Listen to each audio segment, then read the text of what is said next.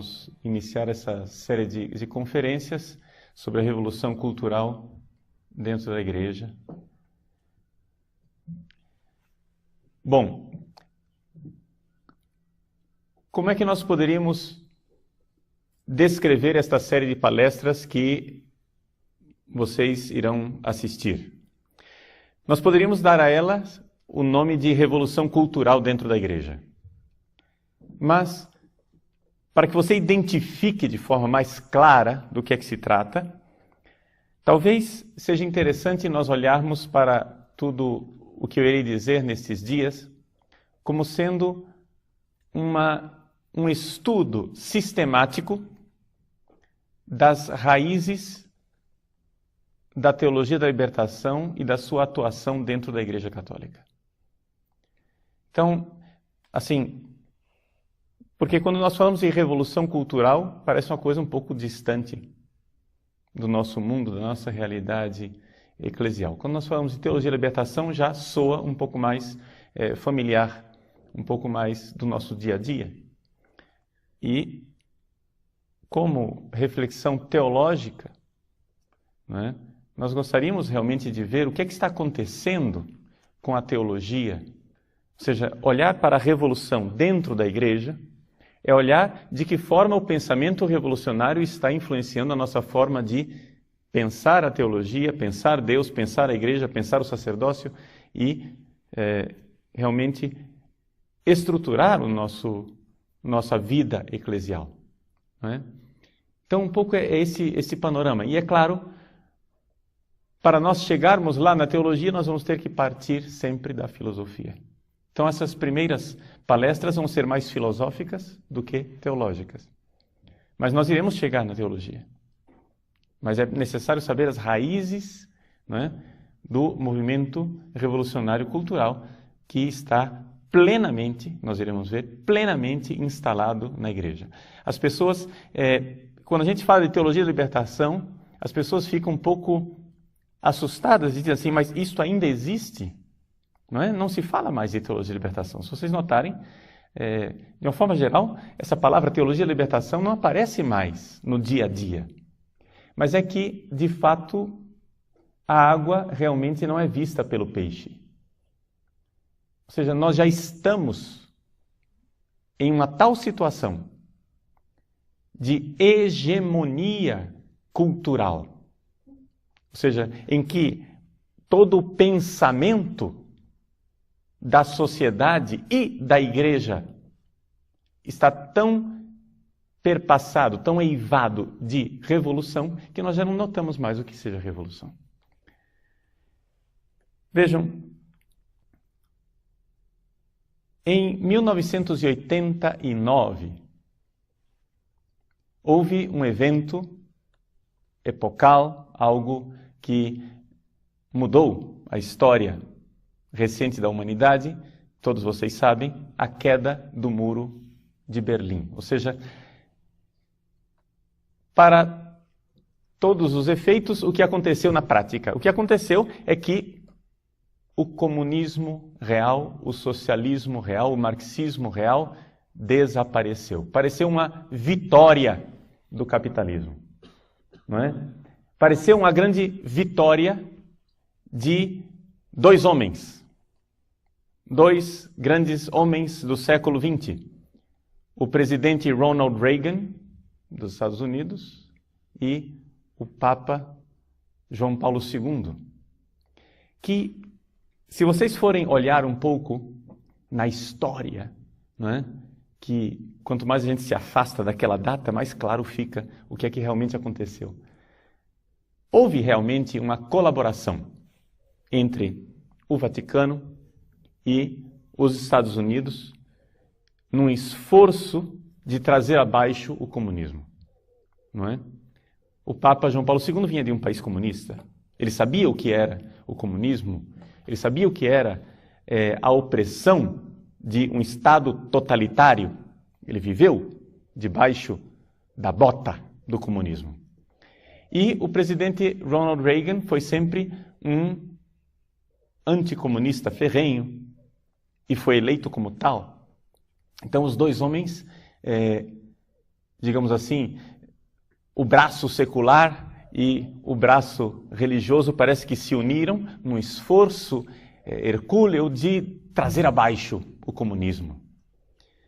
Então, quando em 1987 o presidente Reagan, diante do portão de Brandemburgo, em Berlim, pronunciou um seu famosíssimo discurso, falando a respeito do secretário-geral do Partido Comunista, Gorbachev. Ele estava descrevendo e dizendo os esforços de Gorbachev de fazer uma perestroika, uma reestruturação do movimento comunista na Rússia, de fazer glasnost, ou seja, uma transparência na estrutura e no governo comunista. Então, o presidente Reagan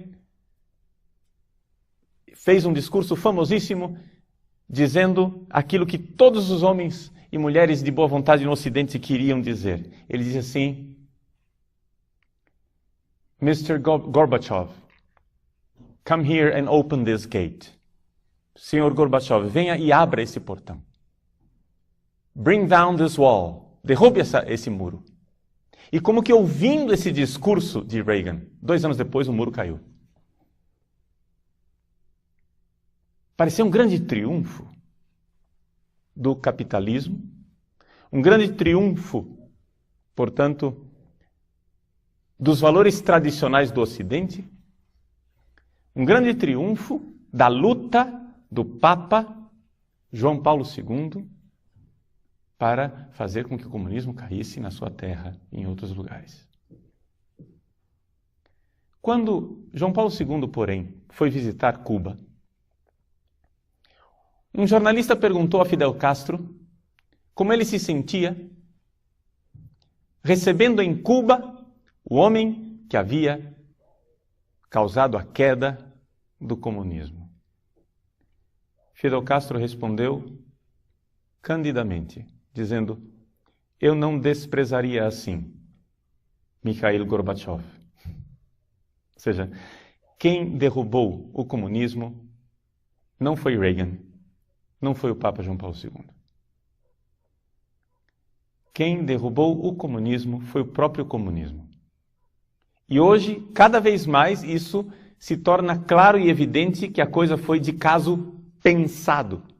Existem expressões, existem manifestações do próprio Gorbachev anteriores à queda do Muro de Berlim, em que ele já dizia, e os próprios comunistas já previam, que seria necessário promover uma aparente morte do comunismo para que o espírito e o ideal comunista se alastrasse no Ocidente. Ou seja, os próprios comunistas compreendiam que havia uma espécie de queda de braço e que se as coisas continuassem daquela forma, o comunismo iria perder. Ou seja, havia uma guerra armamentista. Os Estados Unidos estavam vencendo a corrida armamentista. Ou seja, os Estados Unidos tinham armas muito mais potentes, tecnologicamente mais desenvolvidas e estavam numa situação muito melhor do que a União Soviética. Os Estados Unidos, dentro da Guerra Fria, estava vencendo a Guerra Fria. Estava vencendo a batalha militar. Mas os comunistas não estavam mais fixados numa batalha militar. Já há décadas que os comunistas já haviam percebido que o caminho não era o caminho militar, o caminho era o caminho cultural. Como é que surgiu isso? Como é que se deu esta passagem, esse triunfo de uma linha que originalmente parecia heterodoxa do comunismo? Ou seja, só para aqueles que não não estão habituados, né, com a história recente do século XX, o que é que nós tínhamos? Vamos voltar, né, um pouco para o século XIX. Vamos começar, né, para que vocês saibam as raízes distantes, e aí vamos trazendo essa ideia para você acompanhar um pouco da história. Todo mundo já ouviu falar de Karl Marx. E qual é a ideia de Karl Marx? A ideia de Karl Marx é a seguinte. Vamos tentar resumir o marxismo em breves pinceladas. A sociedade que está aí é uma sociedade injusta que explora o trabalhador. O trabalhador, para Marx, ele chama com o nome de proletariado, os proletários. E é necessário que nós, através de um método revolucionário, e revolução para Marx, muito claramente, é revolução armada, é necessário que através de uma revolução, nós, classe trabalhadora, tomemos posse do governo para implantar uma ditadura do proletariado. Através de uma luta de classes, o proletariado vai tomar posse, não é, dos meios de produção, do governo, etc. E então, quando os trabalhadores tomarem posse, eles implantarão uma ditadura, e esta ditadura será simplesmente uma ponte, uma passagem, um momento temporário para uma sociedade que no final será justa, sem classes e, no fim das contas, sem governo. Ou seja, o ideal de Marx é, em palavras pobres, implantar aqui na Terra um paraíso. Implantar aqui na Terra, aqui nesse mundo, uma sociedade justa, perfeita. E como é que ele irá fazer isto? Pelo poder criativo do mal. Aqui é que está a perversão marxista na sua raiz mais absurda. Ou seja, Marx é somente o secretário. Satanás, na verdade, é Hegel. Entende? Marx é somente o porta-voz. A força criativa do mal, a força criativa do negativo. Faça o mal. Produza o mal. Destrua. Disto virá algo bom. É esse o princípio hegeliano. Uma vez que você tem uma antítese forte deste conflito, desta luta de tese e de antítese, surgirá uma síntese superior. Esta luta será elevada. Na linguagem técnica hegeliana, será suprassumida, aufgehoben em alemão. Vai ser levada para cima. Então, num conflito, num duelo de vida e de morte, mors et vita duello, conflixerunt mirando, diz o Victime Pascalis.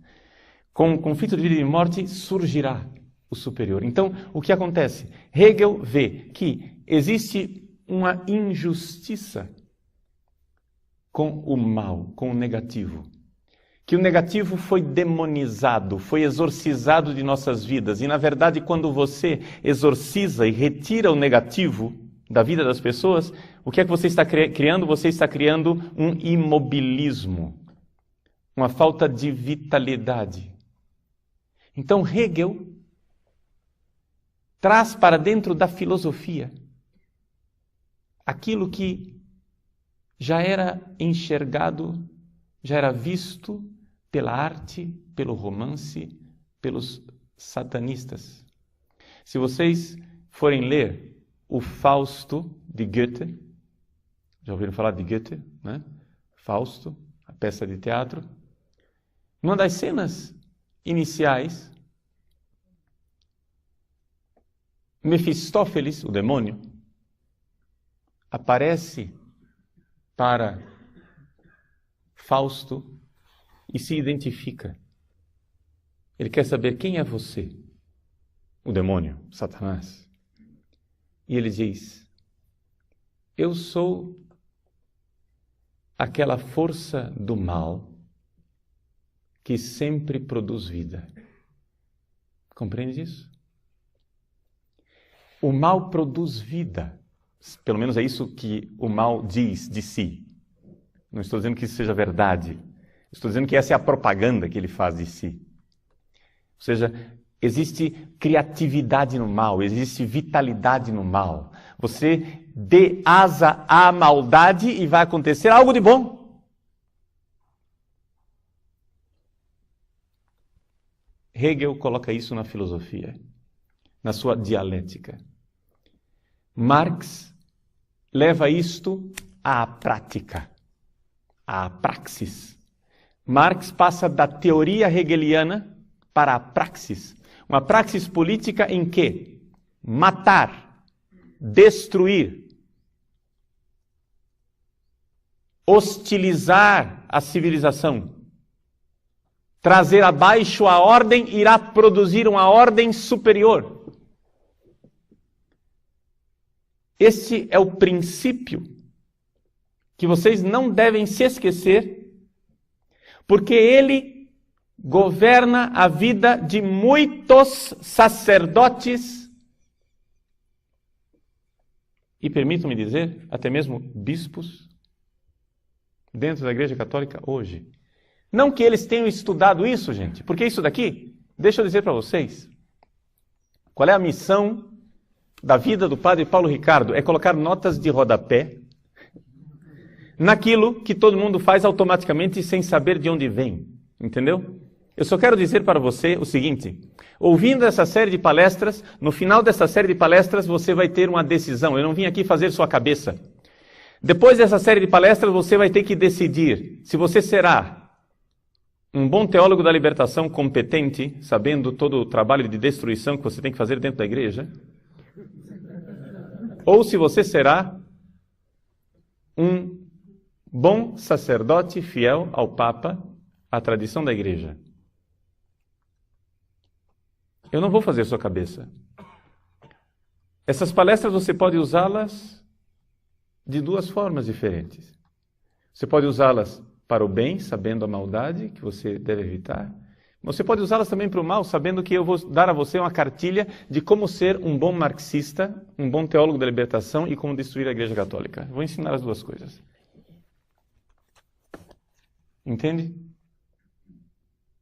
Você não está aqui para um padre fazer uma lavagem cerebral em você. Você será um homem livre, terrivelmente livre, dramaticamente livre, perigosamente livre.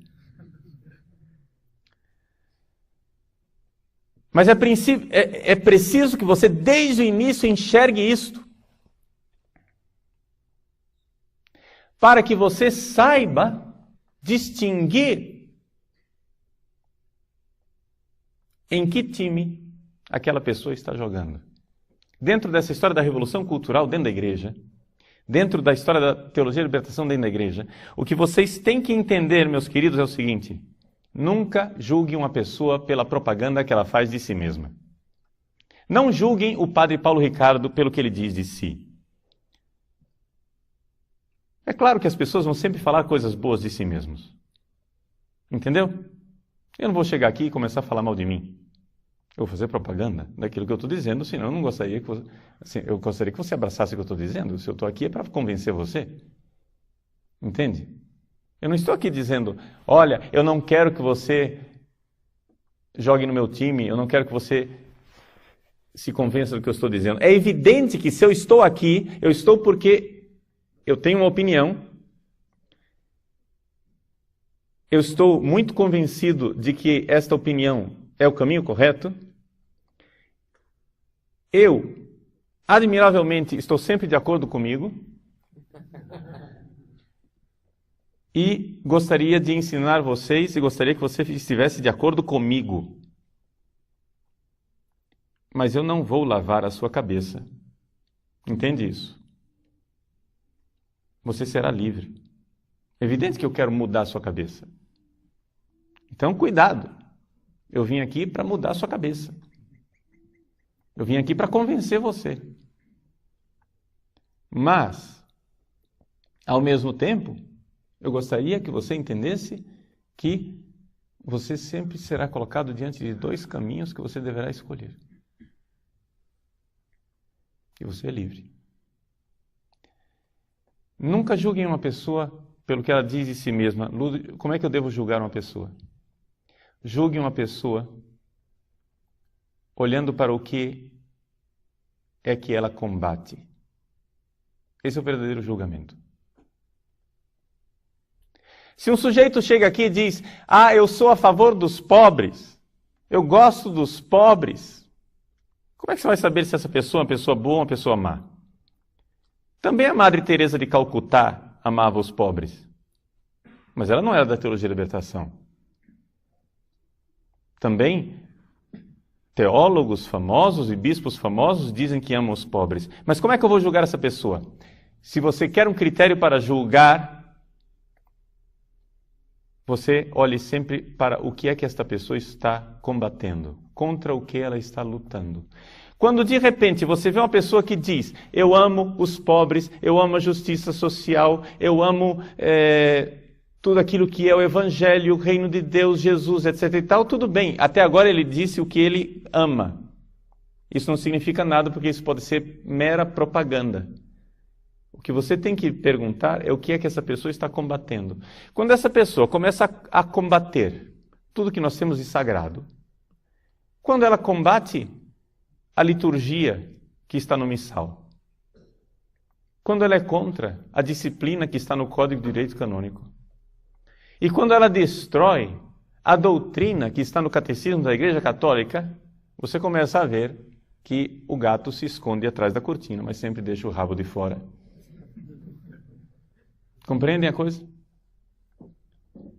Porque como é que pode ser uma pessoa tão boa, que ama as coisas de Jesus, mas quando na sua diocese ou na sua paróquia fazem uma missa de zumbi, trazendo a mãe de santo para o altar, oferecendo pipoca, charuto e pinga, fazendo danças de candomblé na frente do altar. E essa pessoa não combate isso, muito pelo contrário. Você chega e diz: escuta, pelo amor de Deus, vamos acabar com isso. Olha que escândalo, escândalo, essa missa profanou a Eucaristia, isso foi uma profanação da Eucaristia. Diz: não, nós temos que ser tolerantes, é a diversidade cultural, nós temos que ter inculturação. E aí, tão logo, um padrezinho jovem, de batina preta, decide, muito singelamente, celebrar uma missa de Pio V para um grupelho de fiéis, 5, 6 fiéis, nada mais do que isso. Esta pessoa desaba contra este pobre sacerdote, como se ele estivesse cometendo um crime de lesa majestade, e como se estivesse fazendo a maior profanação eucarística da história da igreja, ameaçando suspensão, transferência e todo tipo de punição, porque o sujeito cometeu o crime de querer celebrar a missa que a igreja celebrou durante 5 séculos e que santificou tantos homens. Vejam, para dizer bem claro para vocês, eu não acho que celebrar a missa de Pio V seja a solução dos nossos problemas eclesiais. Entende? Eu, como todos vocês, celebro diariamente a missa de Paulo VI, muito tranquilamente. Mas só exemplificando como é possível que um sujeito que diz que ama a Deus, que serve a igreja, desata toda a fúria infernal contra uma coisa santa como é a missa de Pio V, mas permanece como impávido colosso diante de uma profanação como é uma missa de zumbi.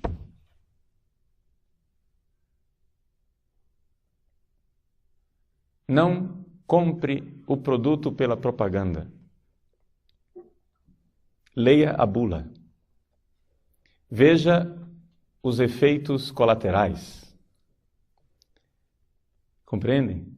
Você tem que saber em que ideologia você está entrando. E exatamente aqui é que eu preciso ensinar a vocês a serem bons marxistas para rejeitar o marxismo ou para abraçá-lo.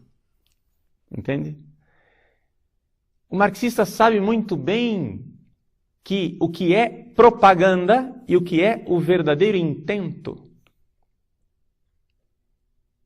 O bom marxista sabe que ele está dentro da igreja e ele precisa fazer uma cortina de fumaça de propaganda e dizer o quanto ele ama a tradição da igreja, mas a verdadeira tradição. Não esta tradição engessada, tridentina, encarquilhada, sem vitalidade. Ele ama os pobres, ele ama os santos, mas os santos comprometidos. Ele gosta da liturgia, mas uma liturgia enculturada que fale ao povo. Veja, tudo isso são frases que você ouvindo assim, você não tem nada para dizer contra elas. O que você vai dizer de uma frase dessa? O que você vai objetar a um sujeito que diz que ama os pobres? Você vai dizer, pois bem, meu senhor, sim senhor, é isso mesmo, vai aplaudir. Mas o que você tem que entender é que o princípio de ação marxista é o princípio do trabalho do negativo. É o princípio do trabalho do destruidor. É o princípio do trabalho daquilo que põe abaixo. E o que é que eles querem pôr abaixo? Muito bem. O Papa Bento XVI recentemente esteve no seu país, na Alemanha. E ele esteve no Congresso Nacional, no Bundestag, e dirigiu uma palestra aos congressistas, aos parlamentares do seu país. Aliás, palestra na qual ele foi efusivamente, longamente aplaudido. Você pode ver o vídeo, está à disposição no site do Vaticano, dia 22 de setembro, viagem apostólica à Alemanha. Ele foi efusivamente aplaudido de pé pela Assembleia inteira, exceto por uma área da Assembleia onde havia bastante cadeiras vazias, sinal de congressistas que não foram, que se recusaram a participar, e os poucos que foram daquele partido lá participar ficaram de braços cruzados, enquanto todos os outros aplaudiam o Papa e aplaudiam ostensiva e longamente. Né? Muito bem. Nesse discurso, o Papa, nas palavras conclusivas, disse o seguinte: a cultura da Europa nasceu do encontro entre Jerusalém, Atenas e Roma. Do encontro entre a fé no Deus de Israel, Jerusalém, a razão filosófica dos gregos, Atenas, e o pensamento jurídico de Roma. Este tríplice encontro forma a identidade íntima da Europa. Na consciência da responsabilidade do homem diante de Deus e no reconhecimento de sua dignidade inviolável do homem, de cada homem, este encontro fixou critérios do direito, cuja defesa é nossa tarefa neste momento histórico. O Papa está dizendo que nós temos que defender estas três grandes colunas da cultura ocidental: a fé cristã, o direito romano e a filosofia grega. Por quê? Porque existe um movimento revolucionário que quer trazer abaixo estas 3 colunas. E, aliás, não quer trazer abaixo, está derrubando estas 3 colunas. Ou seja, as 3 colunas já estão no chão, em frangalhos. E nós o que precisamos fazer é reerguê-las. Então aqui está o grande conflito. A grande batalha cultural. A grande guerra cultural. Esta guerra cultural que se expressa na destruição destas 3 colunas básicas da cultura ocidental. Ou seja, do legado de Jerusalém, de Atenas e de Roma. O Papa professa publicamente de que lado ele está. Nós iremos nesses dias estudar quem é o outro lado. Ou seja, quem são as pessoas que, ao contrário do Papa, que quer preservar a herança cultural de Jerusalém, de Atenas e de Roma, quem são as pessoas que querem destruir e por que querem destruir? Porque é importante isso, meus senhores. Vocês têm que saber por que é que vocês apanham, entende? Por que é que você, quando ingenuamente, assim, com toda simplicidade e candura, celebra sua missa usando sua casula, incenso, com os coroinhas de batina sobre feliz, por que é que você será hostilizado como se você fosse Satanás em pessoa? Por que tanto ódio? Então, é um pouco isto que nós queremos ver nesses dias. Lá atrás, Hegel e Marx. Hegel e Marx nos colocam diante desta realidade do trabalho do negativo, do trabalho da destruição.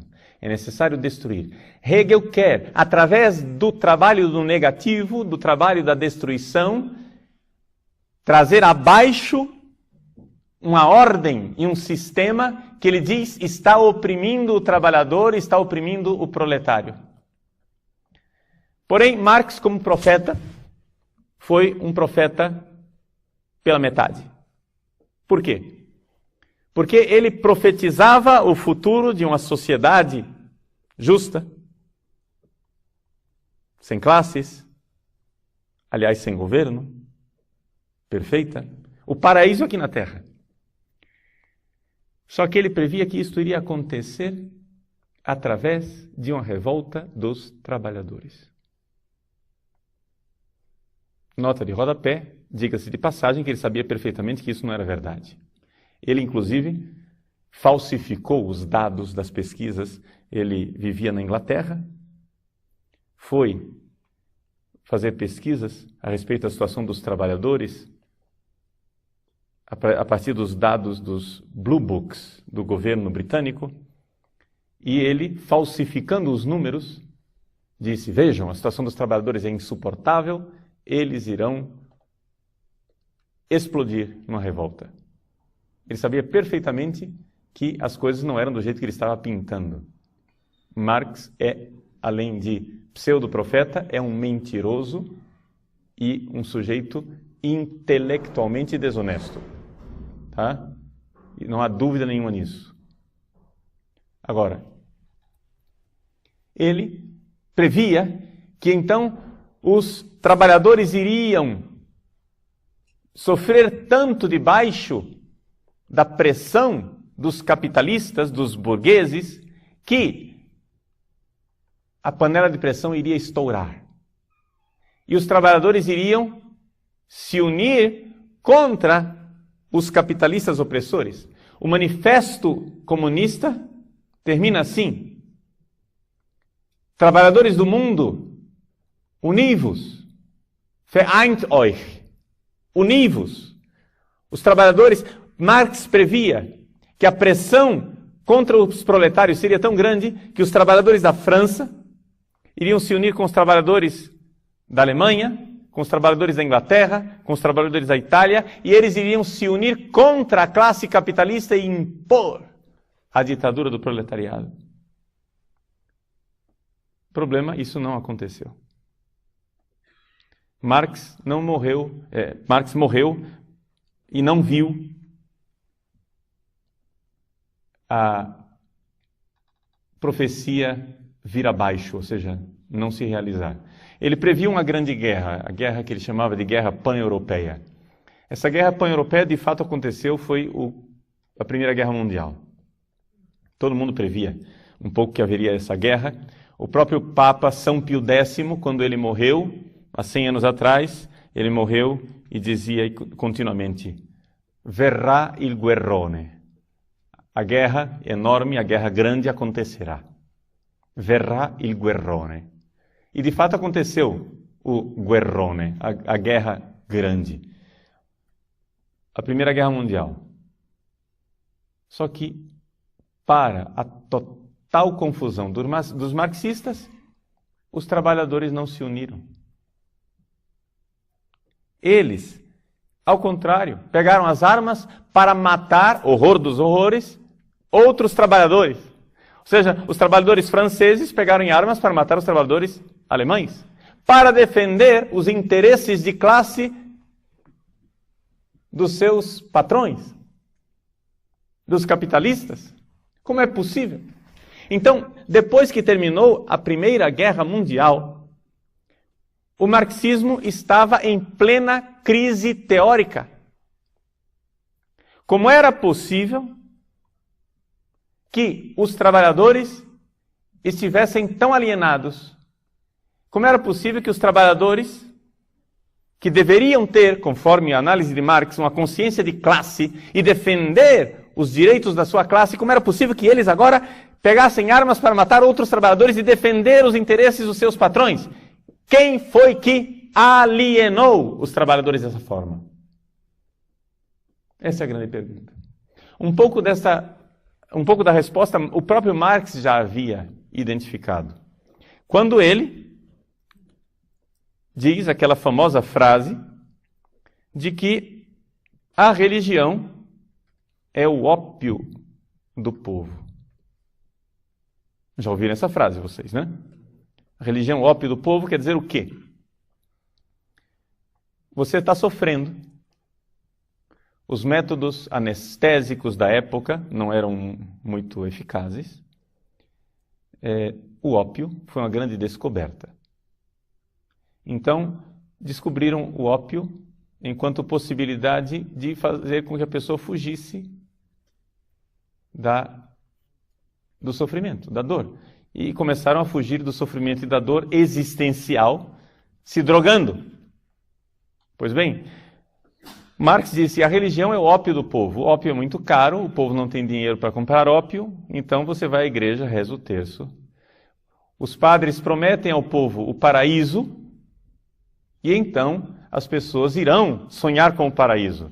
Se você aqui nessa terra está lascado, se você está aqui nessa terra numa situação triste, se você, como trabalhador, é oprimido, vilipendiado e maltratado pela ambição do capital, não tem problema, reze o terço e espere o paraíso no céu.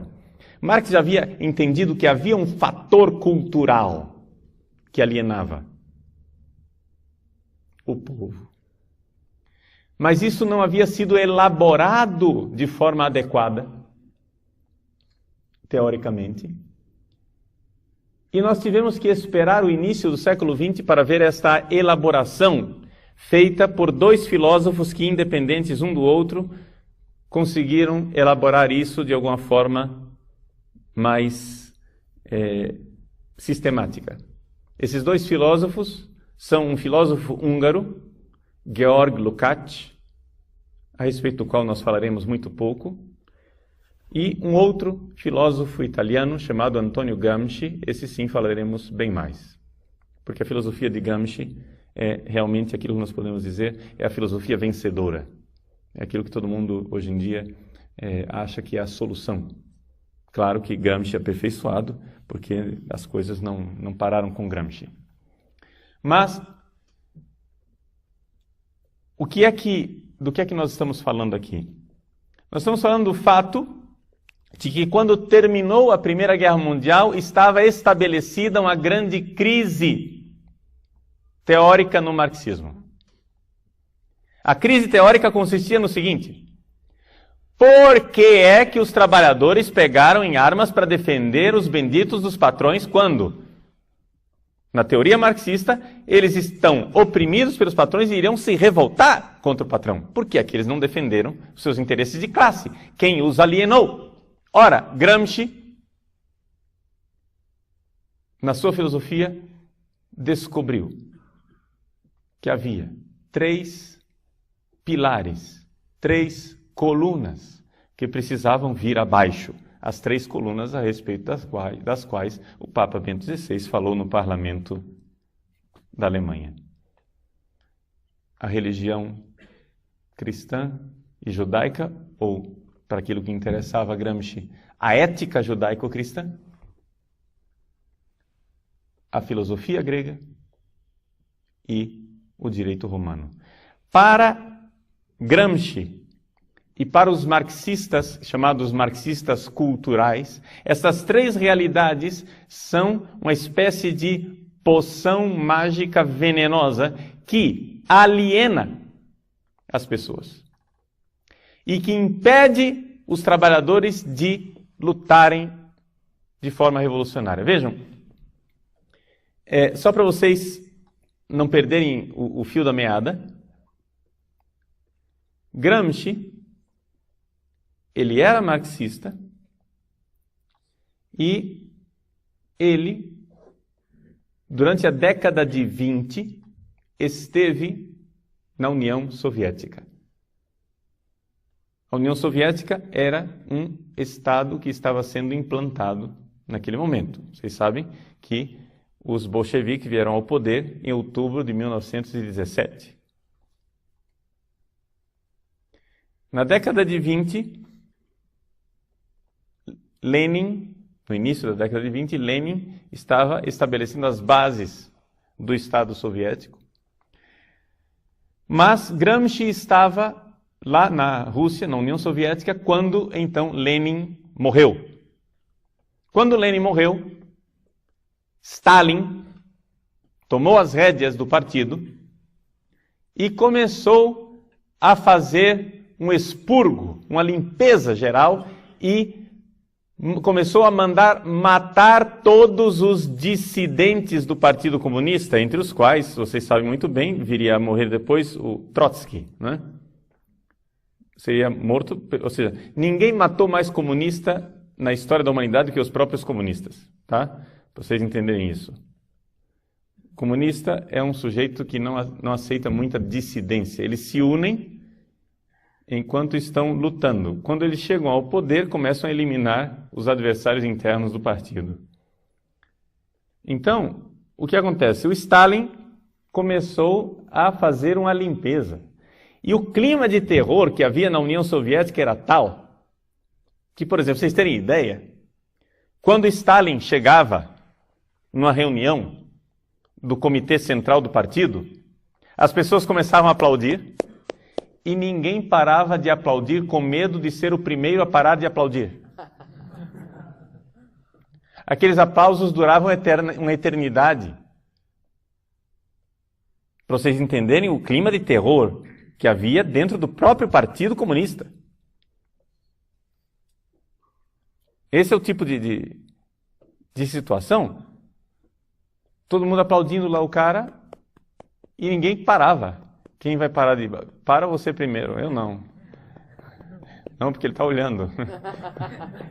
Continua aplaudindo, sorria. Mas escuta, ninguém vai desistir? Não, já estou com a mão doendo, não tem problema, continua, sorri. Entende? Por quê? Porque o sujeito era um carniceiro. Mandava matar mesmo. Ele mesmo dizia, não é possível fazer um omelete sem quebrar os ovos.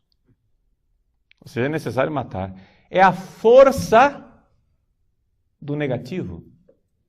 Compreendem isso? A força do negativo.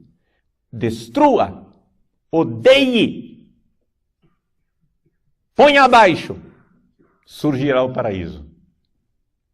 Vejam que existe algo de satânico nesse tipo de pensamento. Odeie e virá o bem. Mate e virá a vida. Crie o caos e virá a ordem. Como é possível crer nisso? E, no entanto, eles creem. E, no entanto, há pessoas dentro da igreja que fizeram disso um estilo de vida. Um estilo de vida. Que creem profundamente que quanto mais elas forem devassas, quanto mais elas profanarem o celibato, quanto mais elas conseguirem destruir a sexualidade e a moral tradicional, mais elas estão promovendo o amor. Existem pessoas dentro da igreja que creem que quanto elas mais caluniarem, quanto elas mais destruírem a carreira dos outros, quanto mais elas armarem cama de gato para os outros, quanto mais elas forem cruéis, verdadeiros, caluniadores, usando todo tipo de mesquinharia política, todo tipo de desonestidade, elas creem que estão implantando o reino de Deus. Existem pessoas que pensam assim. Existem pessoas que pensam que quanto mais elas criam desordem e profanam o que há de sagrado, elas estão promovendo a causa de Deus. Pode ser que essas pessoas nunca tenham lido Marx, Lenin e Stalin, mas elas vivem desta apostila, desse pensamento, desta mentalidade, deste frônema, dizem os gregos. É uma forma de pensar. E nós, nesses dias, vendo e explorando um pouco as raízes disso, vamos entender como é que se chega a isso. Como é que uma pessoa chega a ser assim, dentro da igreja, celebrando missa todo dia. Pois bem, Gramsci, então, compreendeu que era necessário destruir, era necessário trazer abaixo a cultura ocidental. Mas não que não haveria solução pelo caminho stalinista. Gramsci abominava o regime de força e de terror que Stalin havia implantado. Gramsci acreditava o seguinte, que a cultura europeia, com aquelas 3 colunas, a ética judaico-cristã, a filosofia grega e o direito romano, precisava ser implodida. Mas implodida como? Lentamente. Anonimamente. Gradualmente. Então, gente, essas coisas, na técnica gramsciana, nada pode ser ostensivo. Tudo deve ser disfarçado. Você deve subministrar o veneno ao paciente e ele deve tomar aquilo todos os dias espontaneamente achando que é remédio. Compreende? Você deve dourar a pílula. Você tem que apresentar para a pessoa o veneno que irá matá-la como se aquilo fosse o medicamento de sua salvação. Você precisa destruir a cultura em nome da dignidade do homem. Em nome da liberdade, você cria a ditadura. Em nome da dignidade do homem, você cria a destruição. Em nome dos direitos humanos, você cerceia os direitos. E é isso que é o caminho gramsciano. É o caminho onde, e aqui é importante isso para vocês desde o início, existe uma propaganda e existe uma realidade. Uma coisa é o que o marxismo cultural alardeia. Outra coisa é o que ele realmente faz. Vou dar um exemplo, só para a gente não ficar na teoria. E com esse exemplo concluo essa primeira palestra. A união homossexual, o casamento gay. Como é que se passa num congresso uma lei aprovando o casamento gay? Como é que você faz com que juristas e juízes do Supremo Tribunal Federal assinem uma sentença reconhecendo a união gay como um direito? Como é que você consegue que estes senhores, que teoricamente estudaram, são alfabetizados, né? Pelo menos a gente supõe que um ministro do Supremo Tribunal Federal não seja um analfabeto. É só suposição até que se prove o contrário. Que eles sabem ler a Constituição Federal, ora bolas carambolas. E na Constituição está escrito o que é família, que família é constituída por homem e por mulher. Como é que ele agora pega e rasga a Constituição e interpreta que família pode ser 2 homens? Em nome da dignidade. Nós não podemos oprimir os homossexuais. Eles têm direitos. Você é preconceituoso? Você não tem vergonha? Essas pessoas não têm culpa de serem homossexuais. Você prega o Deus da caridade, da tolerância, do amor, da fraternidade universal e depois quer excluir estes irmãozinhos? Mas que raça de padre você é? Esta é a propaganda. Mas o que é que eles querem obter com isso? Eles querem obter a destruição da família.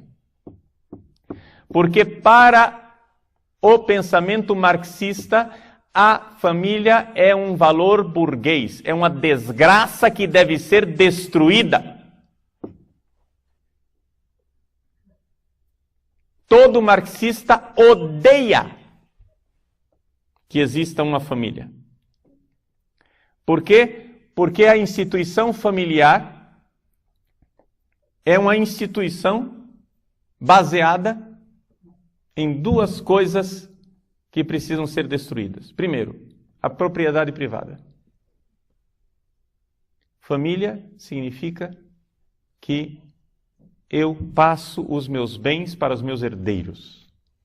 Eu vou perpetuando a existência da propriedade privada.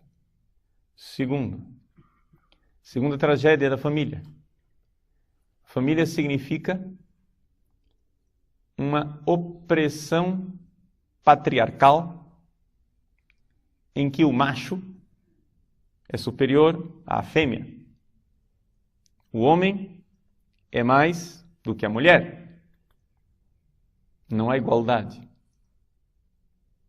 E uma terceira coisa para acrescentar: a família, a instituição familiar perpetua a ética sexual burguesa da qual nós precisamos nos livrar.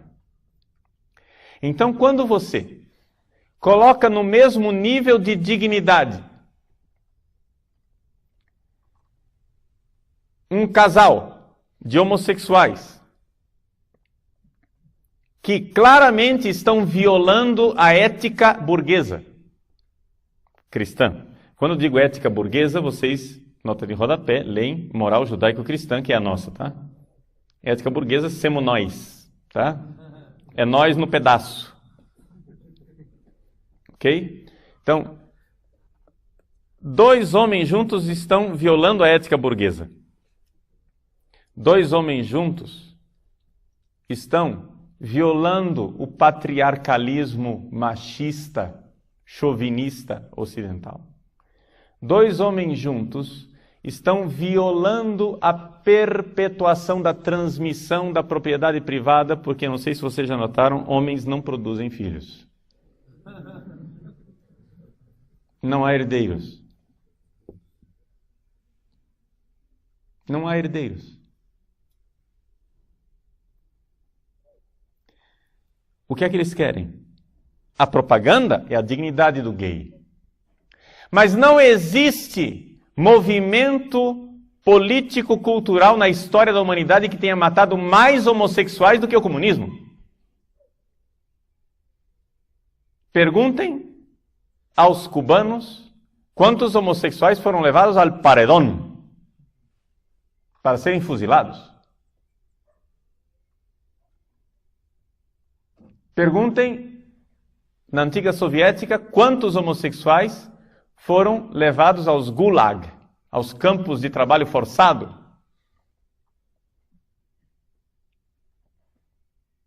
O interesse de defesa dos direitos homossexuais não é absolutamente aquilo que os comunistas e marxistas querem. O que eles querem é destruir a família. Mas é evidente que eles não vão chegar e dizer assim: escuta, pessoal, nós viemos aqui com um plano para destruir a família. O plano é o seguinte. Eles não vão dizer isso. Porque todo mundo vai se revoltar. Por quê? Porque, segundo eles, o povo está alienado, porque o povo está com um pensamento cristão tão arraigado que é necessário que nós entremos na consciência do povo e tiremos esses valores cristãos à força, usando a própria linguagem cristã para isso. Então, em nome da tolerância cristã, do amor cristão, né, da dignidade do ser humano, eles destroem a família. Essa é a propaganda. Mas eu já disse a vocês, vocês querem saber quem é aquela pessoa? Se ele é lobo ou se ele é pastor? Se ele é um lobo com pele de ovelha? Não levem em consideração o que ele diz de positivo. Considerem sempre o trabalho do negativo. Contra o que é que ele está lutando? O que é que ele está destruindo? O que é que ele está pondo abaixo? Aí vocês saberão o que é uma pessoa. Então, nessa primeira palestra, nós colocamos um pouco uma visão panorâmica daquilo que é o movimento do marxismo cultural. O movimento do marxismo cultural, ele parte da realidade de que Marx quer implantar uma sociedade nova, um paraíso aqui na Terra. Mas os meios precisam ser os meios culturais, diz Gramsci. Somente através da luta cultural é que nós conseguiremos implantar a nova sociedade e o novo mundo. Por quê? Porque os métodos antigos da Força Armada, os métodos da Revolução Armada de Lenin e de Stalin não deram certo. Porque você não pode pôr um povo na camisa de força quando eles internamente já estão revoltados contra aquilo.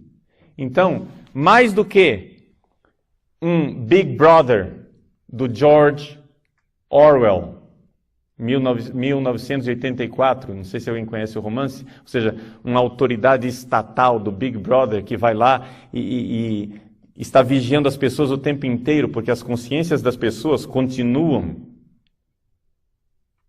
né, não aceitando aquele novo Estado, aquela nova ordem. Mais do que um 1984 de George Orwell, o que Gramsci propõe é um admirável mundo novo de Huxley. Ou seja, as pessoas mudam por dentro. As pessoas precisam mudar internamente, aí teremos a nova sociedade. Aí teremos um novo mundo. É necessário, então, atenção, aculturar as pessoas. Mudar a cultura delas. Então, muito cuidado quando vocês ouvirem falar de enculturação. Inculturação, na verdade, é mais aculturação do que enculturação. Mas nós teremos tempo para falar isso mais tarde.